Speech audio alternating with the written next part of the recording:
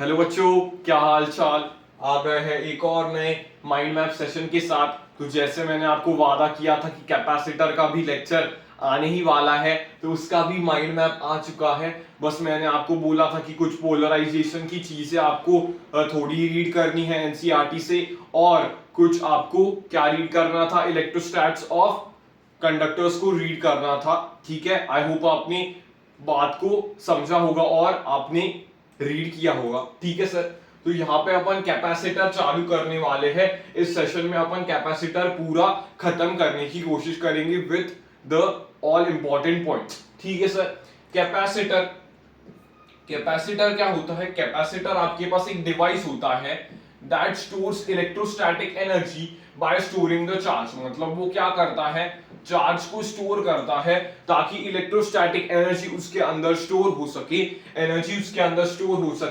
It is a device that stores electrostatic energy को वो store करता है बाय स्टोरिंग द चार्ज। ठीक है, कैपेसिटर आपके पास बहुत अलग अलग प्रकार के हो सकते हैं। फॉर एग्जांपल एक चार्ज स्फीयर, वो भी आपका एक कैपेसिटर की तरह बिहेव करता है, क्योंकि वो इलेक्ट्रोस्टैटिक एनर्जी उसके सरफेस से लेकर इंफिनिटी तक स्टोर कर रहा है। लेकिन जनरली अपन ऐसे कैपेसिटर्स यूज नहीं करते।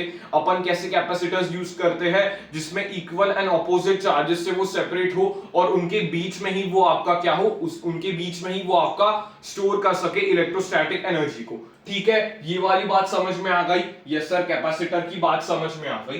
कैपेसिटर का आपके पास कैपेसिटर की कैपेसिटेंस का फॉर्मूला होता है। इस सी को क्या कहते हैं, यहां पे लिखा नहीं है, इस सी को क्या कहते हैं? कैपेसिटेंस। ठीक है, ये क्या है? C इज द कैपेसिटेंस, जो कि एक कैपेसिटर की होती है। C is equals to Q by V आपके पास होती है। C is equals to Q by V। It does not depend on the charge and voltage. वो चार्ज और वोल्टेज पे डिपेंड नहीं करती। कैसे सर? यहाँ पे तो आपने फॉर्मूला लिखा है C is equals to Q by V। नहीं, ये फॉर्मूला वाइज तो करेक्ट है, लेकिन अगर मैं चार्ज बढ़ाता हूं तो जाहिर सी बात है पोटेंशियल भी आपका बढ़ना चाहिए, क्योंकि चार्ज बढ़ रहा है तो आपका कैपेसिटेंस कांस्टेंट रहेगा। हाँ सर, कांस्टेंट रहेगा। तो ये क्या होता है, it does not depend on the charge and voltage. तो ये आपका अच्छा एक पॉइंट होता है, क्योंकि यहां से बच्चे कंफ्यूज हो जाते हैं कि सर आपने फॉर्मूला तो लिखवाया था C is equals to Q by V, तो सर वो तो चार्ज और पोटेंशियल पे डिपेंड कर रहा है। नहीं, वो उस पे डिपेंड नहीं करता है, वो उनके रेशो पे डिपेंड करता है। वैसे नहीं आप कह सकते कि अगर चार्ज बढ़ गया है तो कैपेसिटेंस भी बढ़ेगा। ठीक है, वैसे आप नहीं कह सकते। तो ये पॉइंट मैंने जहां पे स्टार मार्क कर लिया है वो आपके बहुत इंपॉर्टेंट पॉइंट्स होने वाले हैं। यस सर, समझ में आ गई बात? Okay sir. तो सर आपने ये क्या लिखा हुआ है, C is equals to Q delta V। Delta V आपके पास क्या होता है? पोटेंशियल डिफरेंस होता है। तो पोटेंशियल डिफरेंस वाइज अपन यहाँ पे अच्छे से लिख सकते हैं। अगर यहाँ पे आपका हायर पोटेंशियल है, यहाँ पे लोअर पोटेंशियल है, तो अपन पोटेंशियल डिफरेंस यहाँ पे आप कर सकते हो। तो ये क्या हो जाएगा, C is equals to Q by delta V, where delta V is your potential difference. हाँ सर, डेल्टा V हमारे पास पोटेंशियल डिफरेंस होता है। ओके सर, ये जो कैपेसिटेंस है उसकी एसआई यूनिट क्या होती है? फराड। इसकी एसआई यूनिट क्या होती है? फराड होती है। फैराडे मत कहना इसे। फैराडे आपके पास क्या होती है? चार्ज की यूनिट होती है। सर ये क्या है? फराड। ठीक है, समझ में आ गई बात? क्या है, एक बार देख लो। फराड है क्या? मुझे कोई जिसने इलेक्ट्रोस्टैट्स का लेक्चर 1 देखा है, वो क्या मुझे फैराडे की वैल्यू कमेंट कर सकता है, जो केमिस्ट्री में भी अच्छे से यूज होती है। ठीक है, तो ये क्या है भाई? फराड है, नॉट फैराडे। ठीक है, समझ में आ गया? यहाँ पे भी स्टार मार्क कर देता हूं, क्योंकि कभी कभी बताने के बाद भी बच्चे इस पे ध्यान नहीं देते। ठीक है, ओके, वेरी गुड। तो यहाँ पे ये वेरी लार्ज यूनिट है सर, इसका प्रमाण क्या है? तो एग्जाम्पल से ही प्रत्यक्ष को प्रमाण क्या? एग्जाम्पल ही आपने यहाँ पे मैंने लिख दिया है। ठीक है सर, ओके। तो ये वेरी वेरी लार्ज यूनिट होती है in day to day life. जो फैरेड होती है वो बहुत बड़ी यूनिट होती है। ठीक है सर, ओके। तो सर हम कॉमनली यूज्ड यूनिट्स कौन से करते हैं जो हमें देखने को मिल सकते हैं न्यूमेरिकल्स वगैरह में? जो कॉमनली यूज्ड यूनिट्स होते हैं वो आपके पास होते हैं माइक्रोफराड। माइक्रो का मतलब क्या होता है? 10 टू द पावर -6 होता है, और वो फैरेड के साथ मैंने यहाँ पे कैपिटल लिख दिया। ठीक है, नैनो फराड आपके पास देखने को मिल सकता है 10 टू द पावर -9 में। यस सर, नैनो मतलब 10 टू द पावर -9। और दूसरा आपको देखने को मिलता है पाइको फराड। पाइको आपके पास क्या होता है? 10 टू द पावर -12। पाइको टर्म आपने सुना होगा, पाइको फराड आपका दिया जाता है जनरली, कैपेसिटेंस पाइको फराड्स में भी दिए जा सकते हैं, ठीक है, वो होता है 10 टू द पावर -12 फराड। ठीक है सर, समझ में आ गई बात। तो ये आपको यूनिट्स याद करने हैं, क्योंकि आपको फॉर्मूला तो मालूम है, फॉर्मूला तो सर हमें मालूम है, लेकिन अगर आपने गलती से वैल्यूज अलग अलग पुट कर दी तो आपका 10⁻⁴ में आंसर गलत आएगा। देखा है मैंने बहुत बच्चों को कि वो नैनो को गलती से 10 टू द पावर -6 पुट कर देते हैं, तो वो गलत हो जाएगा, इसलिए आप इस पे ध्यान देना। ये कैपेसिटर ऐसा चैप्टर है जिसमें छोटी छोटी चीजों पे आपको ध्यान देना पड़ता है, ठीक है। तो ये क्या हो जाएगा, माइक्रो मतलब 10 टू द पावर -6, नैनो मतलब 10 टू द पावर -9 और पाइको मतलब 10 टू द पावर -12। ठीक है सर, बहुत अच्छे से हमने ये कवर कर लिया है। ओके सर, उसके बाद सर जो आप बात कर रहे थे स्फेरिकल कैपेसिटर, स्फेरिकल कैपेसिटर का कुछ यहाँ पे आपको देखने को मिलेगा, स्फेरिकल कैपेसिटर का, ठीक है। स्फेरिकल कैपेसिटर आपके पास क्या होता है सर, एक स्फीयर होता है जिसपे चार्ज क्यू है, वो आपकी इलेक्ट्रोस्टैटिक एनर्जी को स्टोर करता है सरफेस से लेकर इनफाइनिटी के बीच में। तो ये क्या एक अच्छा कैपेसिटर होता है? No, it is not a good capacitor, ये एक बेकार कैपेसिटर होता है, ठीक है। लेकिन इसके ऊपर स्टैंडर्ड सवाल पूछे जा सकते हैं, जनरली इतना ज्यादा इंपॉर्टेंट नहीं है, लेकिन तभी भी मैं कवर कर देता हूं, ठीक है।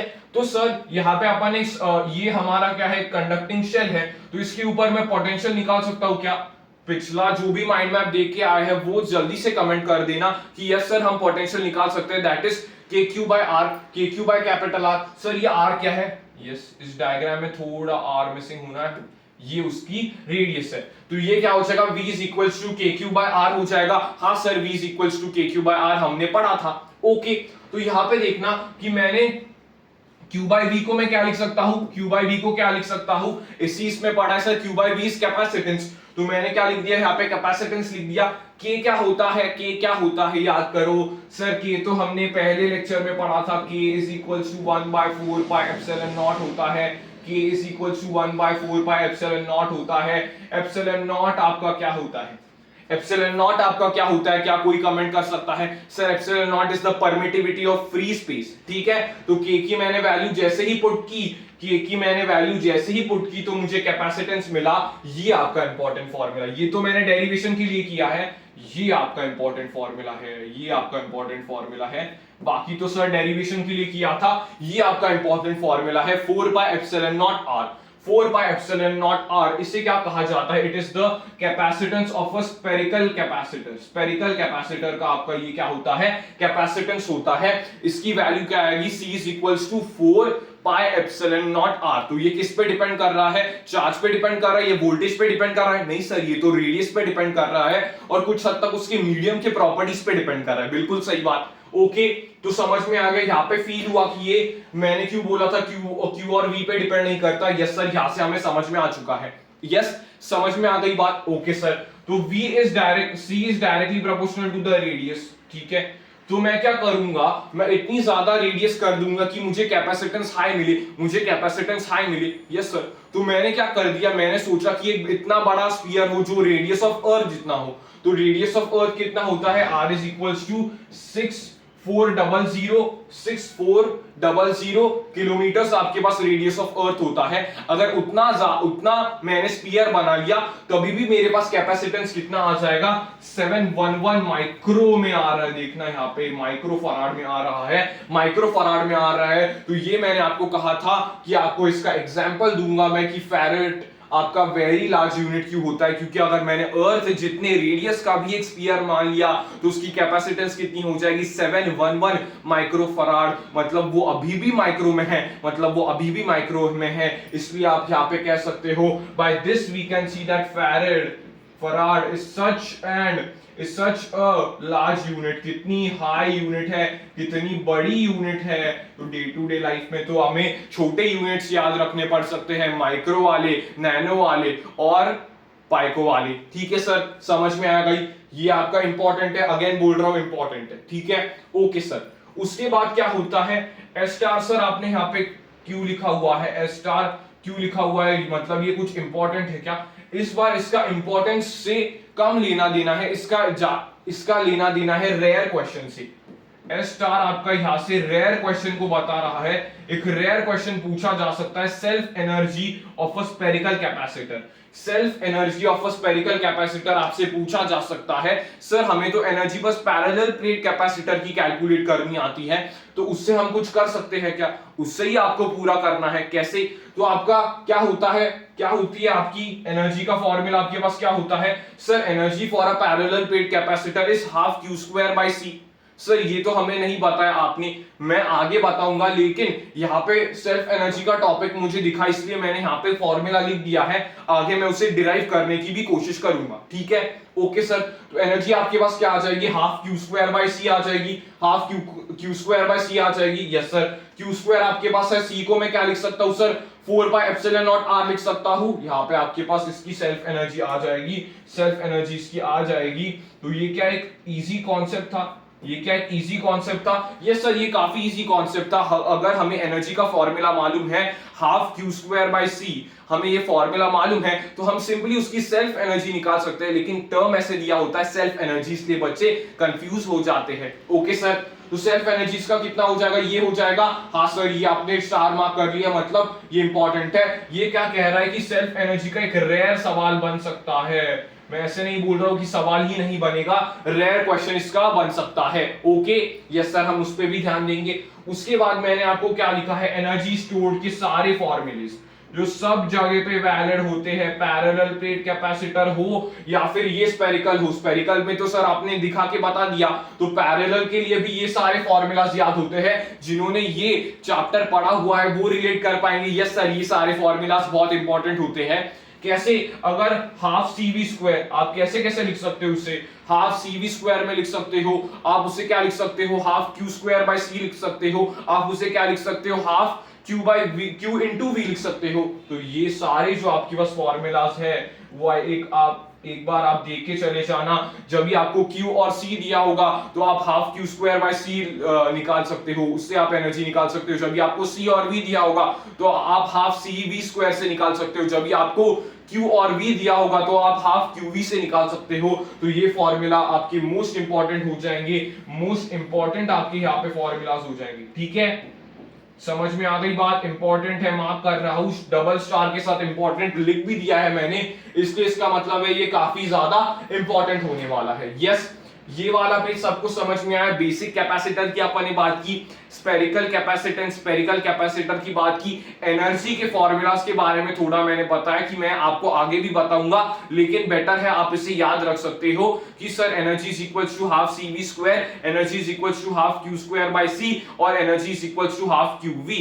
यस, सेल्फ एनर्जी भी देख लिया, आपको ये प्रूव करके बता दिया कि फैराडे कितनी बड़ी यूनिट होती है, क्योंकि अर्थ जैसे स्फीयर की कैपेसिटेंस कितनी आ रही थी? 711 माइक्रो फैराड में आ रही थी। ठीक है सर, ये एक बार आप पेज देख सकते हो, काफी अच्छे से अपन ने यहां पे कवर कर दिया है वो वाला पेज। ओके, क्लियर है? यस।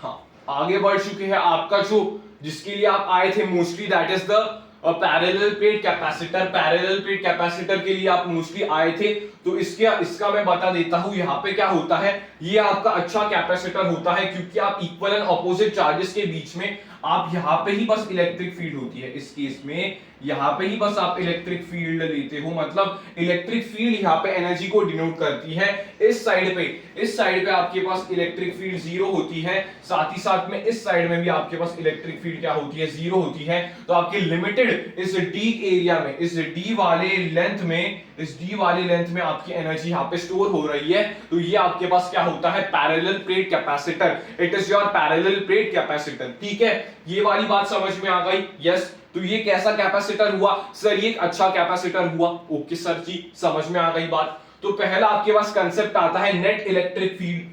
नेट इलेक्ट्रिक फील्ड का मतलब क्या है?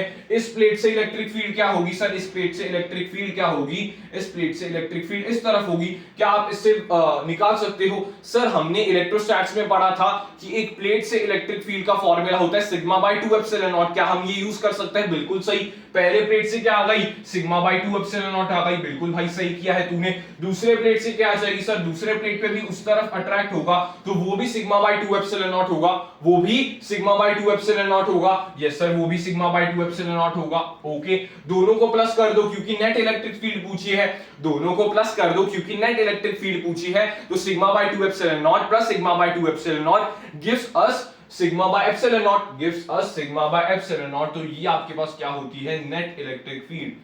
This is the net electric field, that is the sigma by epsilon naught। Sigma आपके पास क्या होता है सर, बेसिक्स में आपने बताया था इलेक्ट्रोस्टैट्स के, that is sigma is the surface charge density, that is q by a होता है, a इज द एरिया। बिल्कुल सही भाई, रिकॉल कर पा रहे हो तो sigma is equals to q by a होता है, sigma is equals to q by a आपके पास होता है। यस सर, ये तो काफी ज्यादा इंपॉर्टेंट है, बिल्कुल सही। तो हम q by a को भी पुट कर सकते हैं, तो आपकी इलेक्ट्रिक फील्ड क्या आ जाएगी, electric field will be Q by A epsilon naught, electric field will be Q by A epsilon naught आपके पास आ जाएगा। तो आप इसे अच्छे से देखना, Q by A epsilon naught। Yes sir, electric field आपको पता चल गई, यस सर इलेक्ट्रिक फील्ड पता चल गई। मैंने आपको पोटेंशियल और इलेक्ट्रिक फील्ड का रिलेशन बताया था। यस सर, आपने एक बात कहा था, फेमस रिलेशन आपके पास होता है E is equals to minus dV by dr। तो यहाँ पे लेंथ तो कांस्टेंट है, d ही आपके पास है, तो V आपके पास क्या हो जाएगा सर, V हो जाएगा E into d। यस, तो V आपके पास क्या हो जाएगा, E इंटू डी हो जाएगा, जो हमने निकाला था पोटेंशियल से E इंटू डी हो जाएगा, क्योंकि D तो कांस्टेंट है, इलेक्ट्रिक फील्ड भी इस केस में क्या आने वाली है सर, कांस्टेंट आने वाली है, प्लेट्स के वजह से कांस्टेंट इलेक्ट्रिक फील्ड देखने को मिलती है। बिल्कुल सही बात, ठीक है। तो यहां से मैं D से मल्टीप्लाई कर दूंगा, तो ये मेरा क्या आ जाएगा, पोटेंशियल आ जाएगा, ये मेरा क्या आ जाएगा, पोटेंशियल आ जाएगा, that will B QD by A epsilon naught, that will B QD by A epsilon naught मेरे पास आ जाएगा। ठीक है सर, अगर मैं यहां से रीअरेंजमेंट करके देखता हूं, तो V by Q मेरे पास क्या हो जाएगा सर, V by Q आपके पास हो जाएगा 1 by C, तो इसका रेसिप्रोकल कर देता हूं, तो A epsilon naught by D, A epsilon naught by D मेरे पास क्या आ जाएगा, that will be capacitance, A epsilon naught by D will be the capacitance। ठीक है, आपने बस यहां से रीअरेंजमेंट कर दिया, तो C will be A epsilon naught by D, C will be A epsilon naught by D। Simple derivation था सर, ऐसे लगा ही नहीं, हमने डेरिवेशन किया है। यस, ठीक है, ठीक है। कैपेसिटेंस की वैल्यू, ये आपको फॉर्मूला याद रखना है, ये वाला फॉर्मूला काफी ज्यादा इंपॉर्टेंट होता है। तो यहां से आप बता सकते हो, क्या कैपेसिटेंस क्या सर पोटेंशियल पे डिपेंड कर रहा है, नहीं। क्या वो क्यू पे डिपेंड कर रहा है, चार्ज पे डिपेंड कर रहा है, नहीं। क्या वो किस पे डिपेंड कर रहा है सर, वो एरिया पे डिपेंड कर रहा है, यस। उसके बीच के मीडियम पे डिपेंड कर रहा है, और उसके डिस्टेंस के इनवर्सली प्रोपोर्शनल है। तो ये सारी चीजें पे कैपेसिटेंस डिपेंड करता है, ना कि उसके पोटेंशियल पे, ना कि उसके चार्ज पे। ओके सर, समझ में आ गई बात, यस। तो ये वाला फॉर्मूला आप याद रखो, it is a most important formula, इस चैप्टर की नींव ही, कैपेसिटेंस की नींव ही ये फॉर्मूला होता है, that is C is equals to A epsilon naught by D। Okay, समझ में आ गया। ओके सर, यहाँ पे if a dielectric of dielectric constant K is inserted, तो आपकी कैपेसिटेंस की वैल्यू क्या हो जाएगी, C dash will B CK। C आपके पास क्या था, इनिशियल था, C आपके पास क्या है, C आपके पास है इनिशियल वाला, C आपके क्या है पास, क्या है इनिशियल वाला, तो ये K टाइम्स बढ़ जाएगी, कैपेसिटेंस इंक्रीजेस K टाइम्स, क्योंकि सर एप्सिलॉन नॉट, यहाँ पे आपका एप्सिलॉन नॉट m का टर्म आ जाएगा, एप्सिलॉन नॉट m मतलब मीडियम का, तो मीडियम के हम एप्सिलॉन नॉट इनटू K लिख सकते हैं, तो ये K टाइम्स बढ़ जाएगा। यस, तो ये भी आपका इंपॉर्टेंट है कि अगर मैंने यहाँ पे एक स्लैब इंसर्टेड किया, अगर मैंने यहाँ पे स्लैब इंसर्ट किया, तो क्या होगा, मैं पूरे डिस्टेंस में स्लैब इंसर्ट कर रहा हूं, इस केस में मैं पूरे डिस्टेंस में ही स्लैब इंसर्ट कर रहा हूं। आगे अपन देखेंगे कि थोड़ी डिस्टेंस में स्लैब होगा, थोड़ा डिस्टेंस खुला होगा, तो क्या होगा, तो वैसे आप देख सकते हो। ठीक है, तो if a dielectric of dielectric constant K is inserted, तो C dash will B CK। ठीक है, मैंने पूरा इंसर्ट कर दिया है, वैसे मैंने आपको बताया, तो ये भी काफी इंपॉर्टेंट फॉर्मूला हो जाता है। ठीक है सर, ओके। तो फोर्स अगर मैं बात करता हूं, एक चार्ज पे फोर्स क्या होगा, तो force is equals to QE। Yes, ये अगर एक चार्ज है, ये अगर चार्ज है, तो इसे इसके इलेक्ट्रिक फील्ड में, इस वाले इलेक्ट्रिक फील्ड के वजह से फोर्स देखने को मिलेगा, खुद के इलेक्ट्रिक फील्ड के वजह से थोड़ी फोर्स देखने को मिलेगा। यस सर, ये वाला अगर चार्ज है, तो इसे इसके इलेक्ट्रिक फील्ड के वजह से फोर्स देखने को मिलेगा। तो F is equals to K, F is equals to Q, क्या है, K नहीं है, Q इंटू इलेक्ट्रिक फील्ड, यहां पे इलेक्ट्रिक लिखा है बस, electric field of one plate, electric field of one plate क्यों लिया? क्योंकि सर ये क्यू वाला चार्ज है तो इस पे इलेक्ट्रिक फील्ड तो एक ही प्लेट वाला लगाएगा, इसकी इलेक्ट्रिक फील्ड थोड़ी इस पे फोर्स लगाएगी। हाँ सर बिल्कुल लॉजिकल बात है। तो इसकी इलेक्ट्रिक फील्ड एक प्लेट की कितनी आई थी sir? That was Q/2 A epsilon naught. Yes sir, तो ये मल्टीप्लाई कर दो तो आपका फोर्स का फॉर्मूला आ जाएगा, that is Q²/2 epsilon naught, that is your Q²/2 epsilon not. यहाँ पे हमने फोर्स का फॉर्मूला निकाल दिया, चार्ज पे हमने फोर्स का फॉर्मूला निकाल दिया। यस सर, हम तो काफी एनसीईआरटी के आगे चले गए हैं, हमने फोर्स का फॉर्मूला निकाल दिया। बिल्कुल सही बात है, फोर्स का फॉर्मूला तुमने निकाल दिया। यस, सबको समझ में आ गई बात? फोर्स कैसे निकाला मैंने, क्यू लिखा, इलेक्ट्रिक फील्ड नेट लू क्या? नहीं सर, इलेक्ट्रिक फील्ड तो हमें एक प्लेट की लेनी पड़ेगी, तो हमने वैसे मल्टीप्लाई कर दिया, तो Q²/2 एप्सिलॉन नॉट आपके पास आ गया। हाँ सर आ गया, ओके सर। उसके बाद आपके पास होता है प्रेशर आपका क्या होता है सर? फोर्स बाय एरिया, तो that will B Q²/2 A² epsilon naught आपके पास आ जाएगा। Q बाय ए क्या होता है? Sir Q by A sigma. Yes, Q by ए आपके पास क्या होता है? सिग्मा होता है, तो Q बाय ए आपके पास सिग्मा हो जाएगा, तो आपके पास सिग्मा स्क्वायर में लिख सकता हूं। तो प्रेशर का ये भी फॉर्मेट बहुत इंपॉर्टेंट है, एनसीईआरटी के काफी सर हम आगे चले गए हैं, काफी हम मॉडिफाई करके चले गए हैं, हमने प्रेशर भी निकाल दिया है। प्रेशर आपके पास क्या हो जाएगा? That will be σ²/2 epsilon naught, that will be σ²/2 epsilon naught. और आप ये याद रख सकते हो कि ये जो प्रेशर है वो आपके एनर्जी डेंसिटी के बराबर होगा। This pressure will be equal to the energy density. सर ये क्या आपने सस्पेंस बात कह दी, आगे मैं बताऊंगा। तो आगे आप देखोगे कि यही फॉर्मूला σ²/2 एप्सिलॉन नॉट, यही फॉर्मूला आपका कहां पे आ जाएगा? यही फॉर्मूला आपका एनर्जी डेंसिटी में भी आपको देखने को मिलेगा। ठीक है, यस, बात समझ में आई सबको? यस, तो प्रेशर अपन ने कैसे निकाला? फोर्स बटा एरिया निकाला, दैट विल बी ये Q²/2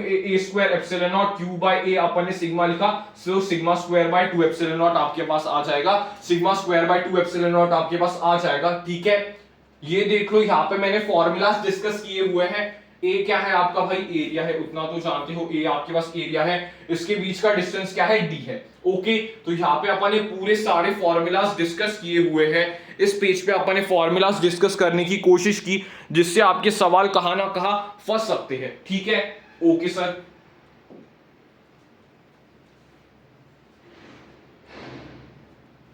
हाँ, उसके बाद आपके पास आता है ये मोस्ट इंपॉर्टेंट, ये आपके पास जो पेज है, this is the most important page. यहां से बोर्ड्स में सवाल मुझे लग रहा है देखने को मिल सकता है। मोस्ट इंपॉर्टेंट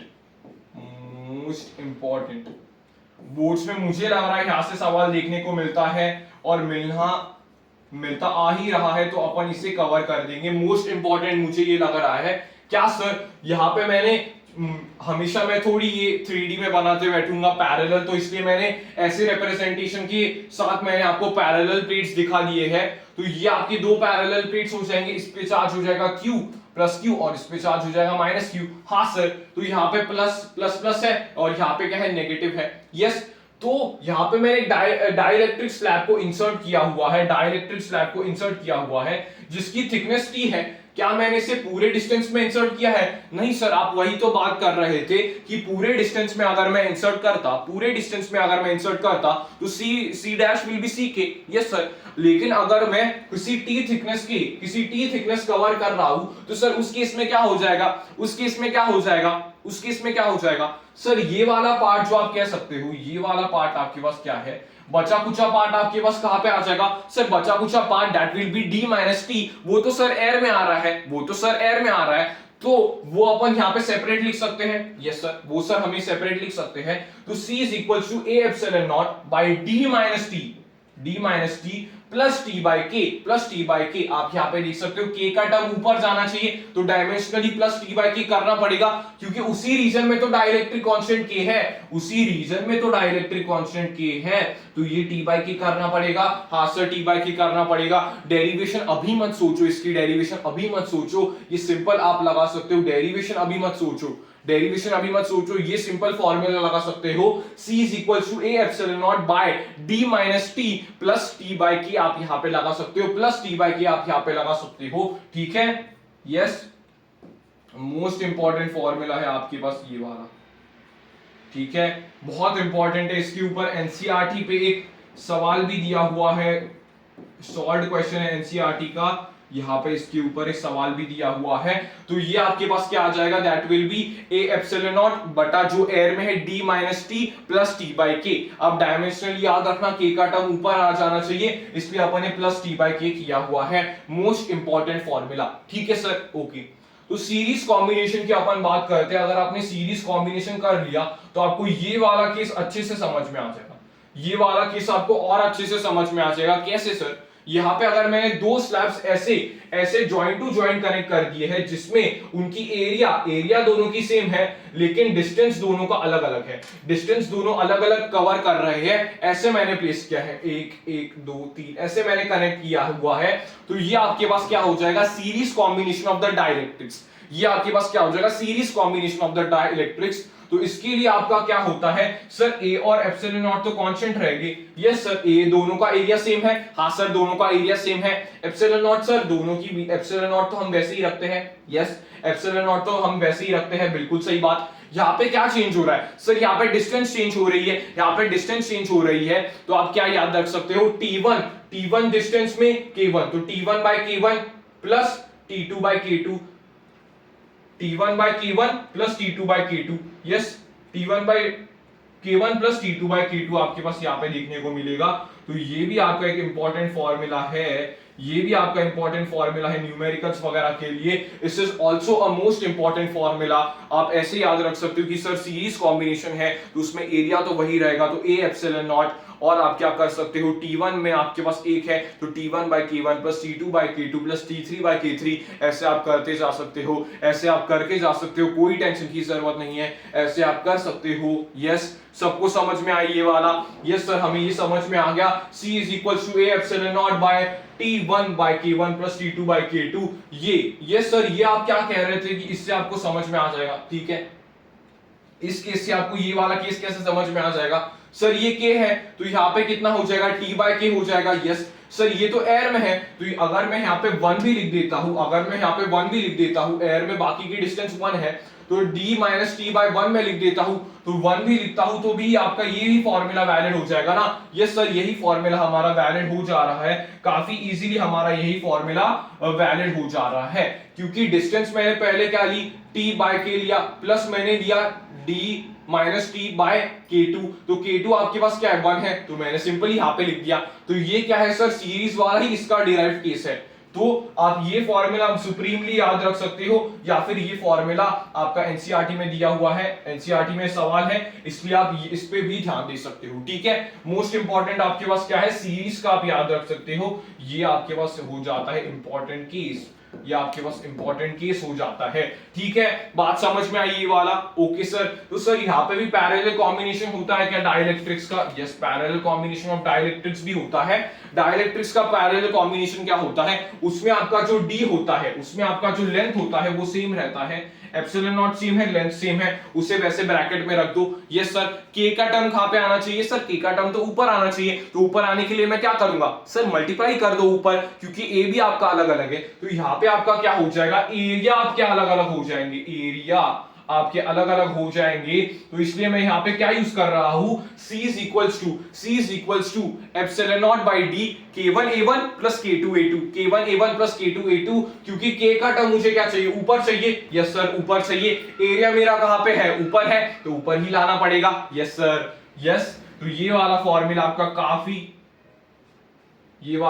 आपका काफी आसानी से आपको समझ में आना चाहिए, दिस फॉर्मूला आपको काफी आसानी से आपको समझ में आना चाहिए। यस, ठीक है, काफी आसानी से ये वाला फॉर्मूला आपको समझ में आना चाहिए। मैंने ये दो फॉर्मूलास आपको कैसे याद करवाए, एक बार ध्यान से फिर से सुनने की कोशिश करो, क्योंकि ये फॉर्मूलास अगर आपने याद रख लिए तो आप सवालों को चुटकियों में उड़ा सकते हो, ठीक है। तो यहाँ पे क्या हुआ सर, यहाँ पे हम सीरीज कॉम्बिनेशन कर रहे हैं, एरिया कांस्टेंट है, एप्सिलॉन नॉट कांस्टेंट है, एरिया एप्सिलॉन नॉट लिख दिया, ए एप्सिलॉन नॉट लिख दिया, नीचे देखो, नीचे आपका क्या है सर, डिस्टेंस अलग अलग है, के अलग अलग है। डिस्टेंस का टर्म क्या चाहिए सर, नीचे चाहिए। के का टर्म क्या चाहिए सर, ऊपर चाहिए, तो के को डिवाइड करना पड़ेगा। यस सर, तो क्या लिखेंगे, T1 by K1 plus T2 by K2, वही फॉर्मूला है, चेक कर लो। यस सर, वही फॉर्मूला आ गया। हाँ सर आ गया। यहाँ पे क्या है, पैरेलल कॉम्बिनेशन में सर, पैरेलल कॉम्बिनेशन में एप्सिलॉन नॉट कांस्टेंट है, डी कांस्टेंट है, ऊपर के का टर्म चाहिए, ऊपर भी ए का टर्म चाहिए, तो मल्टीप्लिकेशन करनी पड़ेगी। तो A1 K1 plus A2 K2 आ जाएगा ऊपर की तरफ। बिल्कुल सही है, वही फॉर्मूला आ गया। तो ये आपके पास इंपॉर्टेंट हो जाता है, इट इज इंपॉर्टेंट। ये दो फॉर्मूलाज आपके पास इंपॉर्टेंट देखने को मिलते हैं। These two formulas are very important. Yes sir, these two formulas are very important. अगर मैं बात करता हूं एस स्टार पॉइंट की, जिससे आपके कुछ डाउट्स आपके क्लियर हो जाएंगे। डाइलेक्ट्रिक कांस्टेंट फॉर मेटल्स या फिर मोस्ट प्रोबेबली कंडक्टर्स का जो आपका डाइलेक्ट्रिक कांस्टेंट होता है, कंडक्टर्स का डाइलेक्ट्रिक कांस्टेंट क्या होता है, इन्फिनिटी होता है। कंडक्टर्स का डाइलेक्ट्रिक कांस्टेंट क्या होता है, इन्फिनिटी होता है। कंडक्टर्स का क्या होता है, इन्फिनिटी होता है। एस स्टार पॉइंट याद रखने वाला पॉइंट है। Dielectric constant of conductors is infinity. क्या आपको ये केसेस क्लियर है? बहुत इंपॉर्टेंट पेज है, पूरे पेज को ही मैंने यहाँ पे इंपॉर्टेंट मार्क कर दिया है। सोचो इसकी इंपॉर्टेंस कितनी ज्यादा होगी। पूरे पेज को ही मैंने इंपॉर्टेंट मार्क कर लिया है, सोचो इसकी इंपॉर्टेंस क्या होगी। ठीक है, तो सारे केसेस अपन यहाँ पे कवर कर लिए। हाँ सर, सारे केसेस अपने यहाँ पे कवर हो जाते हैं। ठीक है सर, ओके सर। उसके बाद बहुत सिंपल सा टॉपिक आपका सीरीज और पैरेलल कॉम्बिनेशन आपकी कैपेसिटर्स का बिल्कुल उल्टा चलता है। रेजिस्टर वाले का बिल्कुल उल्टा आपके पास यहाँ पे चलता है। सीरीज कॉम्बिनेशन मतलब क्या, लाइन से जुड़े हुए हैं एक बैटरी के साथ। तो इसमें क्या होता है, the key point to note here is that charge, यहाँ पे सारे कैपेसिटर्स पे जो चार्जिंग होती है वो सारे कैपेसिटर्स का चार्ज क्या होता है, सेम होता है। सारे कैपेसिटर्स का चार्ज क्या होता है, सेम होने वाला है। All capacitors have same charge. तो सर वोल्टेज आपका डिवाइड हो जाएगा। यस सर, वोल्टेज आपका क्या हो जाएगा, इसमें कुछ V1 वोल्टेज गया होगा। यस सर, इसमें कुछ V2 वोल्टेज गया होगा, इसमें कुछ V3 वोल्टेज गया होगा। तो वोल्टेज क्या हो जाएगा, net voltage will be V1 plus V2 plus V3। हाँ सर, वोल्टेज को मैं क्या लिख सकता हूँ सर, Q by C लिख सकता हूँ। हाँ सर, तो मैंने क्या लिख दिया, Q by C इक्विवेलेंट, क्योंकि मुझे पूरा निकालना था। यस, तो Q by C equivalent is equal to Q by C1 plus Q by C2 plus Q by C3। Q सब में कांस्टेंट है, वो कट हो जाएगा कॉमन लेके। तो 1 by C equivalent is equal to 1 by C1 plus 1 by C2 plus 1 by C3। Sir ये वाला फॉर्मूला तो हमने रेजिस्टेंस के लिए पैरेलल में पढ़ा था, वही फॉर्मूला आपका कैपेसिटर्स के लिए कहां पे आता है सर, सीरीज में आता है। क्यों? क्योंकि वहां पे चार्ज क्या होता है, कांस्टेंट होता है। चार्ज वहां पे क्या होता है, कांस्टेंट होता है। सिंपल सा डेरिवेशन है, बहुत इजी सा डेरिवेशन है, लेकिन डेरिवेशन से आप ये फॉर्मूला ज्यादा इंपॉर्टेंटली याद रखो। डेरिवेशन तो आप चुटकियों में निपटा दोगे, ये वाला फॉर्मूला याद रखो। रेजिस्टेंस में क्या होता है, सीरीज का क्या होता है, R1 प्लस R2 होता है। यहाँ पे आपके पास क्या हो जाता है, कैपेसिटर में आपके पास क्या होता है, 1 by C equivalent is equal to 1 by C1 plus 1 by C2 आपके पास आ जाता है। ठीक है, उसके बाद आपके पास ये होता है वोल्टेज डिवाइडर रूल। आप यहाँ पे कह सकते हो जो वोल्टेज आपका होता है, इस केसेस में वोल्टेज आपके पास क्या होता है, Q by C होता है। सर Q तो सब में कांस्टेंट है, तो वो इनवर्सली प्रोपोर्शनल होता है कैपेसिटर से, कैपेसिटेंस से वो इनवर्सली प्रोपोर्शनल होता है। तो ये भी आप याद रख सकते हो, ताकि आप सवालों को जल्दी बना ले जाओगे। वोल्टेज डिवाइडर आपका क्या कहता है, voltage is inversely proportional to the capacitance. ठीक है, ये वाला पता चल गया, सीरीज की बात पता चल गई। यस सर, पैरेलल कॉम्बिनेशन की बात करेंगे। यस सर, ये हमें पता है, वोल्टेज इसमें कांस्टेंट रहता है। यस, तो ये कैसे लगे हुए हैं, बैटरी के पोटेंशियल सब में पोटेंशियल ड्रॉप सेम होना चाहिए, C1 C2 C3। Potential drop is same across all the capacitors. Potential drop क्या होना चाहिए, सेम होना चाहिए। Q आपका यहाँ पे बढ़ जाएगा, Q आपका क्या हो जाएगा, बढ़ जाएगा। Q is equal to Q1 plus Q2 plus Q3 आपके पास यहाँ पे आ जाना चाहिए। Q आपका इक्वली डिवाइड हो जाएगा। अगर मैं Q की इक्वली मतलब वो कैपेसिटर पे डिपेंड करता है, Q आपका क्या हो जाएगा, Q is equal to Q1 plus Q2 plus Q3 हो जाएगा। Q को मैं क्या लिख सकता हूँ सर, आप C इंटू V लिख सकते हो। तो C equivalent is equal to C equivalent into V, C1V plus C2V plus C3V। Sir V common लेके आप काट सकते हो, V कॉमन लेके हम काट सकते हैं, सिंपल है, V कॉमन लेके काट सकते हो। तो C इक्विवेलेंट आपके पास आ जाएगा C1 plus C2 plus C3 आपके पास आ जाएगा। जो सर सीरीज का रेजिस्टेंस का फॉर्मूला था, वैसा ही ये आ रहा है, वैसा ही ये आ रहा है। ठीक है सर, समझ में आ गया बात। C equivalent is equal to C1 plus C2 plus C3 आपके पास आ जाता है। यस सर, बात हमें पूरी अच्छे से क्लियर है। ओके सर, उसके बाद आपके पास आता है charge divider. Sir Q is equals to CV, CV दोनों में कांस्टेंट है तो Q is directly proportional to C। जिसकी कैपेसिटेंस की ज्यादा वैल्यू होगी उसमें क्या होगा, उसमें चार्ज ज्यादा स्टोर होगा, उसमें चार्ज ज्यादा स्टोर होगा। तो ये भी आप याद रख सकते हो, चार्ज डिवाइडर आपके पास ये होता है।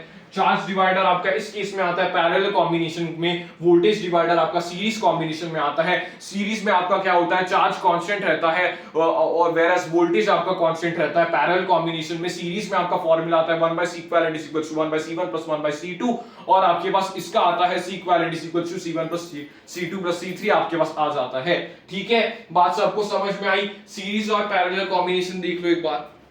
यस, ठीक है, क्लियर है। यस सर, सीरीज और वो तो हमारे कवर ही हो गए हैं।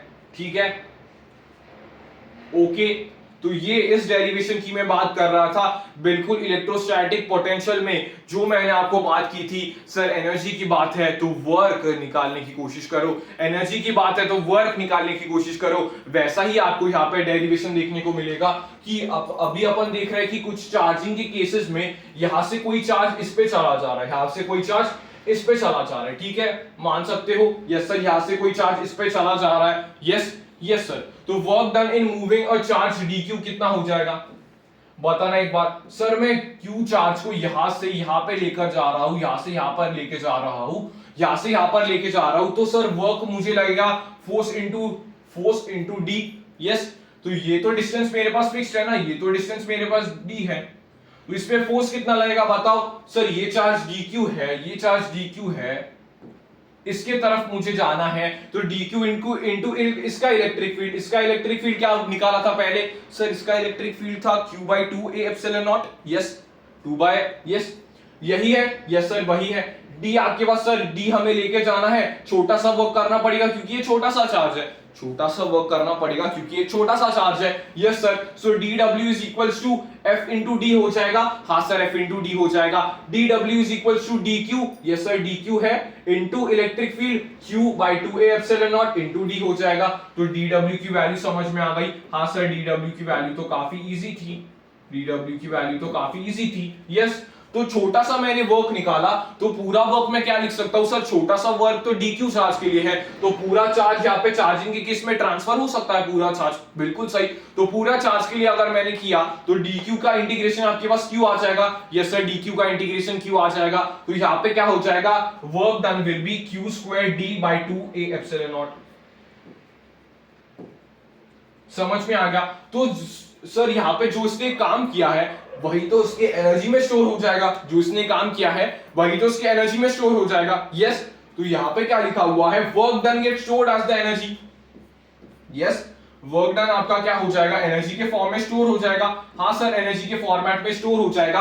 क्या आपको समझ में पहले आया कि वर्क डन कैसे निकाला। यस सर, छोटा सा dq चार्ज है, उसे लेके जाने में फोर्स कितना लगेगा, dq into electric field. Electric field आगे वाले पेट का क्या था सर, q/2a एप्सिलॉन नॉट, उसके ऊपर उतना फोर्स लगेगा। डिस्टेंस मुझे d चलना है, छोटा सा वर्क निकल के आ गया dq के लिए, तो पूरे q के लिए q आ जाएगा, तो q² d/2a एप्सिलॉन नॉट आ जाएगा। हाँ सर, आ जाएगा। यस सर, तो work done get stored as the energy, तो एनर्जी आपके पास वही आ जाएगी। यस सर, एनर्जी वही आ जाएगी q² d/2a एप्सिलॉन नॉट। यहाँ पे देख सकते हो, यहाँ पे देख सकते हो क्या सर, ये अगर मैंने d नीचे ले लिया, ये अगर मैंने d नीचे ले लिया तो ये तो c बन जाएगा। यस, अगर मैंने ये d को ऐसे नीचे ले लिया ऐसे, तो ये तो c बन जाएगा, ऊपर जाके c बन जाएगा, तो यहाँ पे c आ जाएगा। तो एनर्जी क्या हो जाएगा, q², energy will be q²/2c, energy will be q²/2c। Yes sir, energy will be q²/2c। देख लो यहाँ पे ये एनालॉजी मैंने यूज की है। कैपेसिटेंस क्या होता है, a epsilon naught by d होता है, तो एनर्जी आपके पास क्या आ गई, प्रूफ करके आई है, एनर्जी प्रूफ करके आई है। पहले मैंने फर्स्ट स्लाइड में आपको एनर्जीज के फॉर्मूला याद करवाए थे, that was q²/2c, half qv half cv²। तो ये हमने फॉर्मूला प्रूफ किया है, हाफ q²/c आपका फॉर्मूला प्रूफ होके आ जाता है। This is a great proof using thus the knowledge of potential and work done. ठीक है, पोटेंशियल एनर्जी नहीं यूज हुई है, वर्क डन का एनर्जी में स्टोरेज अपना यूज हुआ है, सिंपल सी बात में। ठीक है सर, समझ में आ गई यहाँ पे बात। यस सर, एनर्जी को, ये वाला एनर्जी मैंने उठा के यहाँ पे लाया, ये वाला एनर्जी मैंने उठा के यहाँ पे पटक दिया है, तो एनर्जी आपके पास क्या हो जाएगा, E is equal to Q square D by 2a epsilon naught. Yes sir. अगर मैं क्या सोचता हूं सर, अगर मुझे एनर्जी डेंसिटी प्रूफ करना होता तो मैं दोनों तरफ एरिया से मल्टीप्लाई कर देता। Yes sir. Multiply by A, above और बिलो, अबव कर दिया और बिलो कर दिया, तो ए इंटू डी क्या होता है बताना सारा, A into D area into length क्या होता है सर, वॉल्यूम होता है। ये तो सर वॉल्यूम होता है। तो ये आपके पास, ये मैंने डिवाइड कर दिया, ये आपके पास एनर्जी डेंसिटी आ जाएगी। एनर्जी डेंसिटी क्या आ रही है सर, ये मैंने यहाँ पे कर दिया, तो आ जाएगा Q square by 2a square epsilon naught. Yes sir, यही आ गया है, U is equal to Q square by 2a square epsilon naught आ गया। बिल्कुल सही सर, आ गई बात समझ में, आ गई बात समझ में। एनर्जी डेंसिटी में आपने मल्टीप्लाई किया, ऊपर नीचे एरिया से मल्टीप्लाई किया, ताकि आप एनर्जी डेंसिटी का टर्म यहाँ पे ला सकते हो। Yes sir. तो अगर मैं इसे देखता हूं तो सिग्मा क्या होता है, फिर से बोल रहा हूं, सिग्मा क्या होता है सर, क्यू बाई ए होता है। तो क्या ये सिग्मा स्क्वायर है? Yes sir. तो sigma square by 2c 2 epsilon naught आपके पास यहाँ पे आ जाएगा। Yes sir, sigma square by 2 epsilon naught आ जाएगा। ओके ओके, क्या आपको एक बात समझ में आई क्या? सर मैंने आपको ये कहा था कि जो एनर्जी डेंसिटी होगी वो प्रेशर के बराबर होगी। अगर आप देखोगे इस लेक्चर को पहले, तो मैं पहले से ही प्रिडिक्ट करके बैठा था कि प्रेशर जो आपके पास होगा वो आपके इसके बराबर होगा। सर हमने तो वो डिराइव भी कर दिया, sigma square by 2 epsilon not. बिल्कुल सही बात है। ओके, समझ में आ गई? यस यस सर, ये बात समझ में आती है, बिल्कुल सही बात है। ओके सर, उसके बाद देखोगे, उसके बाद देखना जरा, ठीक है। तो मैंने फिर से ये वाली इक्वेशन यहां पे रख दी, फिर से ये वाली इक्वेशन यहां पे रख दी। नहीं सर, आपने एनर्जी डेंसिटी वाली उठा ली है। बिल्कुल, एनर्जी डेंसिटी वाली मैंने यहां पे उठा दी है। Yes sir. तो Q square by 2a square epsilon naught वाली इक्वेशन उठा दी। Yes sir. तो हमें अभी क्या करना है, हमें इलेक्ट्रिक फील्ड के रेंज में थोड़ा सोचना पड़ेगा, इलेक्ट्रिक फील्ड के रेंज में थोड़ा सोचना पड़ेगा।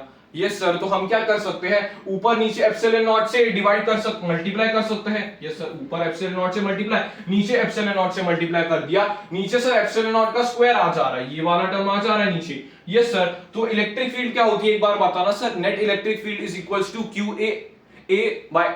Bye A epsilon naught. Yes sir, यहां पे देख रहे हो क्यू स्क्वायर भी है, ए स्क्वायर भी है, एप्सिलॉन नॉट स्क्वायर भी है, मतलब यहाँ पे ई स्क्वायर होगा। Yes sir. तो इसका एनर्जी डेंसिटी आपका फॉर्मूला ये आ जाता है, एनर्जी डेंसिटी का फॉर्मूला आपका मोस्ट इंपॉर्टेंट फॉर्मूला आ जाता है, that is half epsilon naught E square. Half epsilon naught E square का मोस्ट इंपॉर्टेंट फॉर्मूला हमने लॉजिक से डिराइव कर लिया है, लॉजिकली हमने डिराइव कर लिया है। बस आपको पता होना चाहिए, जो आपकी एनर्जी डेंसिटी आती है, जो आपकी एनर्जी डेंसिटी आती है उसमें ऊपर नीचे एप्सिलॉन नॉट के टर्म से आप मल्टीप्लाई कर दोगे तो आपको इलेक्ट्रिक फील्ड जैसा टर्म देखने को मिलेगा, जिसके वजह से आपकी एनर्जी डेंसिटी आ जाएगी half epsilon naught E square आपके पास आ जाएगी। ठीक है। यस। तो एनर्जी डेंसिटी के अपन ने दो महत्वपूर्ण फॉर्मूलास पढ़ लिए हैं, एक तो आपके पास ये है sigma square by 2 epsilon naught, और ये आपके पास ये most important formula that is U is equals to half epsilon naught E square. आपका इंपॉर्टेंट फॉर्मूला यहाँ पे मैंने लिख दिया है। तो ये आपकी एक इंपॉर्टेंट, बहुत ज्यादा इंपॉर्टेंट ये आपकी स्लाइड थी, तो ये भी आप देख सकते हो, बहुत ज्यादा इंपॉर्टेंट आपकी ये स्लाइड थी, तो वो भी आप देख सकते हो। ठीक है सर। ओके, बढ़ू आगे। यस सर, ठीक है। ओके, तो ये आपके पास ये भी काफी ज्यादा इंपॉर्टेंट है, मोस्ट इंपॉर्टेंट इसे भी लिख रहा हूं, ये वाली स्लाइड को भी मैं इंपॉर्टेंट मार्क कर रहा हूं एग्जामिनेशन पॉइंट ऑफ व्यू से, एग्जामिनेशन पॉइंट ऑफ व्यू से। ओके, क्योंकि इसमें भी काफी ज्यादा फॉर्मूलेस आपको देखने को मिलेंगे। Yes sir. तो चार्जिंग ऑफ अ कैपेसिटर में क्या होता है, at t is equals to 0, मतलब जस्ट मैंने की को क्लोज किया तो जो आपका कैपेसिटर क्या होता है, एक आपका सिंपल वायर की तरह बिहेव करता है। It behaves as a simple wire, it behaves as a simple wire. जैसे मैंने आपको ईएमआई में बताया था, कैपेसिटर और इंडक्टर आपके जान मान के दुश्मन होते हैं, बहुत अच्छे दुश्मन होते हैं। मतलब इंडक्टर क्या करेगा sir, inductor t is equals to 0 पे आपका ओपन वायर की तरह बिहेव करेगा, मतलब कैपेसिटर का उल्टा बिहेव करेगा। ठीक है सर। ओके, अगर at t is equals to steady state, मतलब ये पूरा चार्ज हो जाएगा, तो कैपेसिटर किसकी तरह बिहेव करेगा sir, capacitor now behaves like an open wire, now behaves like an open wire. अगर मैं तुम्हें चुनौती देता हूं कि तुम इंडक्टर का बता सकते हो क्या सर, इंडक्टर इसका उल्टा काम करेगा, मतलब इंडक्टर अभी सिंपल वायर की तरह बिहेव करेगा। यस यस, ठीक है, समझ में आ गई बात। t इज इक्वल टू 0 में सिंपल वायर और t is equals to steady state पे ओपन वायर। हाँ सर, ये वाली बात काफी ज्यादा क्लियर है, बिल्कुल अच्छी बात है, क्लियर होना ही चाहिए। Yes sir. उसके बाद क्या होता है, कनेक्शन ऑफ कैपेसिटर्स आपको देखने को मिलते हैं in same polarity. Same polarity का मतलब क्या है, यहाँ पे पॉजिटिव पॉजिटिव, यहाँ पे negative negative, positive positive, negative negative. Yes, यहाँ पे क्या सवाल पूछा जा सकता है, कॉमन वोल्टेज निकालो। कॉमन वोल्टेज निकालो तो कॉमन वोल्टेज क्या होता है, C1 V1 plus C2 V2 by C1 plus C2। ये अपन कैसे प्रूव करते हैं, चार्ज कंजर्वेशन से प्रूव करते हैं। लेकिन अभी आपकी मेन बात है कि आप इस फॉर्मूला को याद रखेंगे कि सेम अगर पोलैरिटी में मैंने काम किया तो क्या हो जाएगा, C1 V1 plus C2 V2 by C1 plus C2 मेरे पास फॉर्मूला आ जाएगा। ठीक है sir, okay sir. Yes sir, अगर ये वाला अनचार्ज कैपेसिटर होता तो यहाँ पे जीरो वैल्यू पुट कर सकते हो और फिर निकाल सकते हो, कोई वहां पे बात नहीं होगी। ओके सर जी, समझ में आ गया। उसके बाद क्या हो जाएगा, लॉस इन एनर्जी। एनर्जी में लॉस कितना होगा, निकाल सकते हो।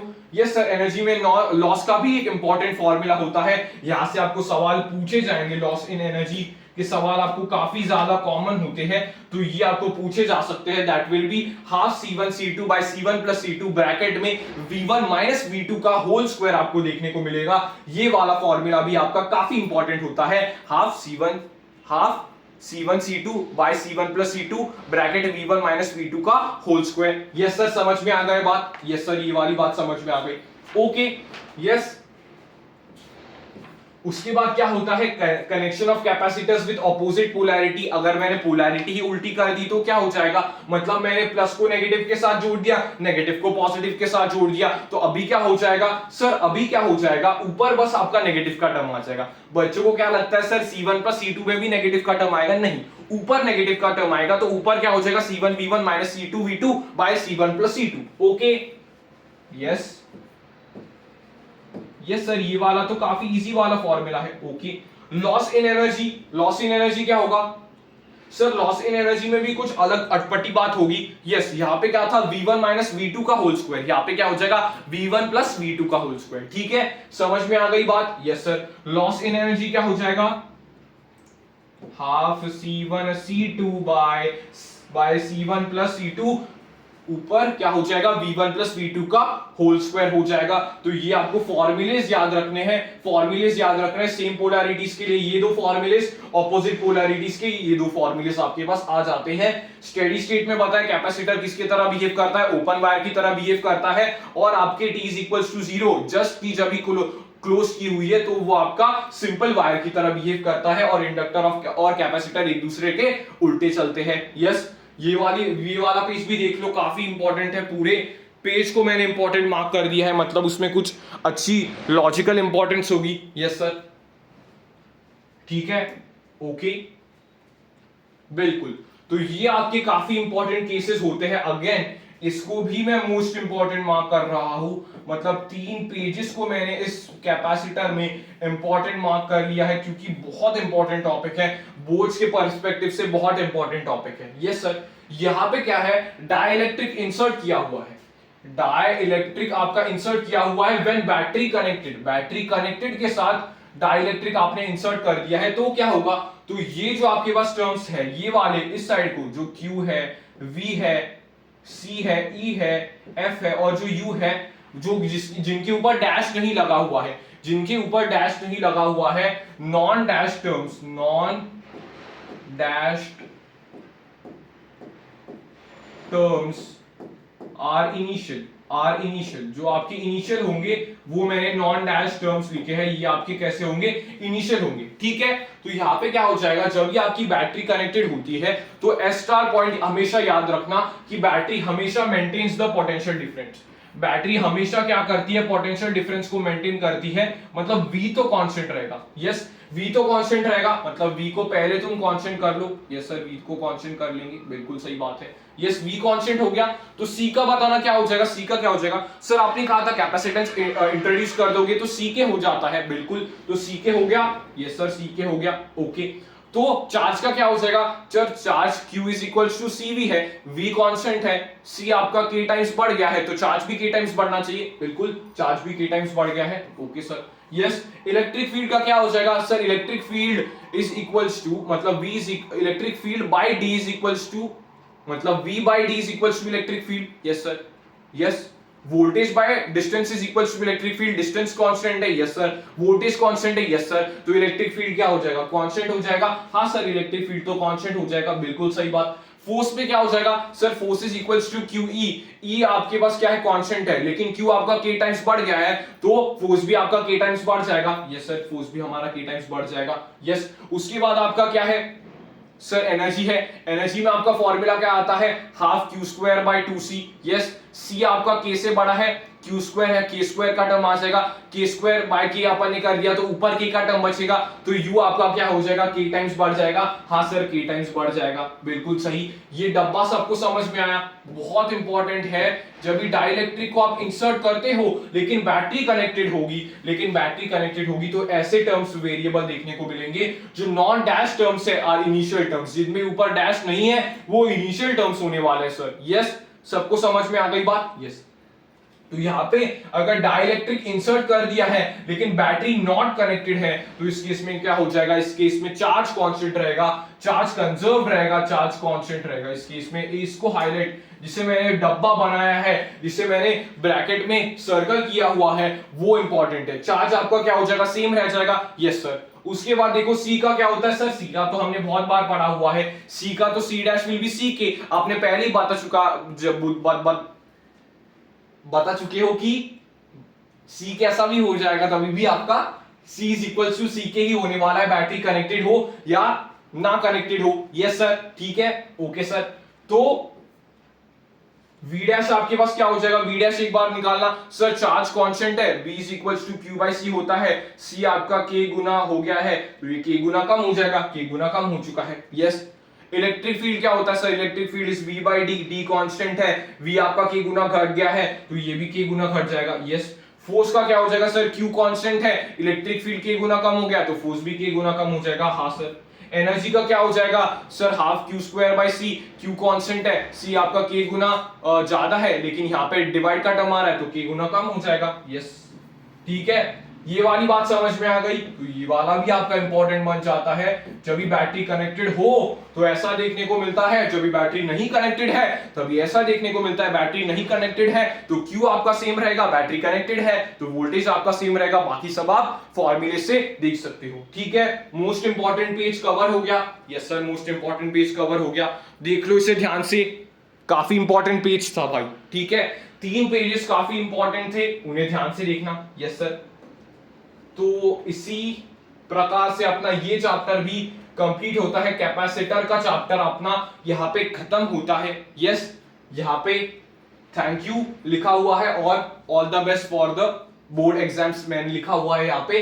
जो बच्चे बोर्ड्स एसएससी बोर्ड्स के, तो उनमें सिलेंड्रिकल कैपेसिटर होगा, उनमें क्या होगा, सिलेंड्रिकल कैपेसिटर होगा, तो आप सिंपल फॉर्मूला उसका याद रख सकते हो, C is equals to 2 pi epsilon naught L by log E B bye A ही है, देख लो एक बार, B बाय A ही आना चाहिए, ठीक है। तो सिलेंड्रिकल कैपेसिटर का ये फॉर्मूला आपका हो जाता है, अगर आप को देखना है तो ये फॉर्मूला हो जाता है, वेरस ये सिलेबस में नहीं है, सीबीएसई की ये सिलेबस में नहीं होता, लेकिन मैंने बता दिया है। B आपका क्या होता है, आउटर रेडियस, और ये आपका इनर रेडियस हो जाएगा, L आपकी लेंथ ऑफ द सिलेंडर हो जाएगी, ठीक है। समझ में आ गया सिलेंड्रिकल कैपेसिटर का, यस सर, समझ में आ गया, ओके। तो यही था बेटा आज का सेशन, आई होप आपको ये सारी चीजें समझ में आई होगी।